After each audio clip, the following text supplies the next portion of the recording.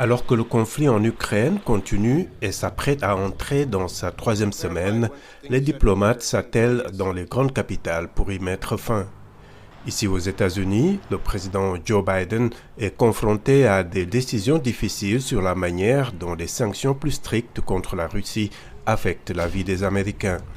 Les prix de l'essence ont atteint un niveau quasi record de 4 $ le gallon aux États-Unis, c'était en début de semaine, et Joe Biden a dû faire face à des pressions politiques de tous les horizons, bien qu'il n'y ait pas de consensus réel sur la marche à suivre.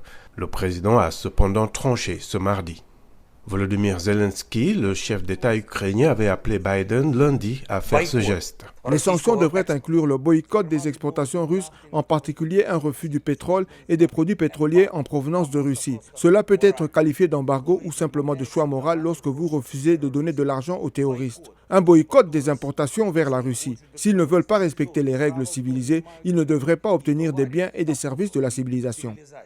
Ces dernières semaines, la Maison-Blanche a discrètement fait le tour des producteurs de pétrole que les États-Unis tiennent généralement à distance, y compris le Venezuela, ami de la Russie, pour discuter de sources alternatives de pétrole. Des responsables de la Maison-Blanche ont également rencontré des responsables saoudiens et iraniens, et ces discussions allaient bien au-delà du pétrole, selon Jen Psaki. La raison la plus importante pour laquelle nous nous sommes concentrés pour ces discussions avec les Iraniens et nos partenaires du P5+1 est d'empêcher l'Iran d'acquérir l'arme nucléaire. C'est pourquoi nous participons à ces accords. Nous y sommes presque, il y a encore des éléments importants à revoir. Mais les négociations sur le pétrole font certainement partie des discussions. La raison la plus importante reste d'empêcher l'Iran d'acquérir l'arme nucléaire. Lundi, le long de la frontière ukraino-biélorusse, les délégations russes et ukrainiennes se sont rencontrées pour un troisième round de pourparlers qui, selon les deux parties, n'ont pas vraiment progressé. Je vous dis honnêtement que nos attentes concernant les pourparlers ont échoué, mais nous espérons que nous pourrons faire un pas plus significatif vers l'avant la prochaine fois. Les pourparlers se poursuivront. Mais en cette période incertaine, un sentiment semble inébranlable, la détermination des Ukrainiens.